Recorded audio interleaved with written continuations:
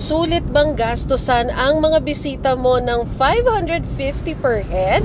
At dahil catering is life, motherhood is lifer, and TikTok is lifest, nag-book si Cholo's Vape Shop ng 200 packs para i-celebrate ang success ng negosyo nila. Here I am doing the grocery, not only for the event but also for the party trays sa araw na nakabook on the same day. This is actually our last event for 2023 at late ko na na-post kasi mga Kamarichef, ang busy pa rin talaga namin kahit 2024 na. After ko mag-grocery, I headed straight to the kitchen kasi we were running out of time dahil maaga yung mga out ng ibang party trays kinabukasan. Habang nag-grocery at nagluluto ako, I was really excited and looking forward to this 200 packs event kasi balita ko, bongga daw itong Christmas party nila at may paraffle pa sila. Nakaka-inspire yung mga story ng mga negosyo na lumalago tapos gumagastos pa sila para lang dumalo yung mga kliyente nila tapos bibigyan pa nila ng paraffle ng mga bongga.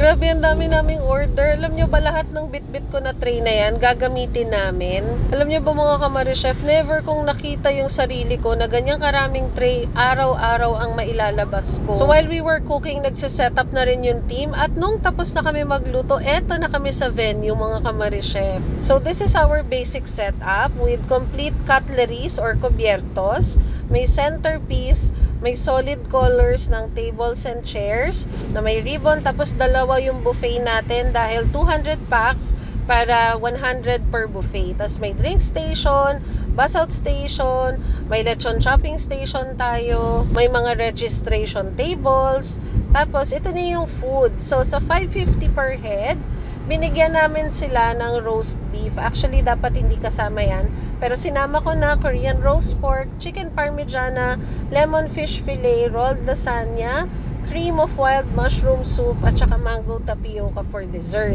Yung ating buffet ay presentable at nilagyan na rin namin ng decor sa abot makakaya ng powers namin. And ayan ang itsura ng mga food mga Kamarichef. Hindi ka nalugi sa 550 per head.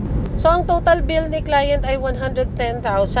Pero dahil nasa loob lang sila ng Bacoor Coliseum, actually Cavite lang to, hindi na namin sila siningil ng transpo kasi talagang isang kembot lang to away from the kitchen. So, after namin mag-set up, kumain muna ang team, tapos iniinit na ng ating buffet team ang food.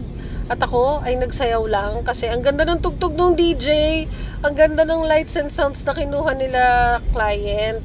Tapos nagdatingan na rin yung mga guest at kami ay nasa gilid lang, nag-aantay kung kailan mag-uumpisa habang iniinit pa rin natin ang food. And then, nung nag-start na yung event, konti na lang, it was time for us to serve the food, kaya nag-ready na kami.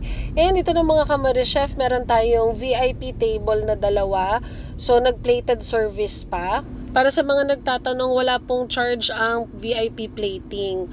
So here's the actual video kung anong itsura ng plating natin pag galing sa buffet. So ang dami talaga ng food mga Kamarichef. So ayun, iba-iba ang price natin per head.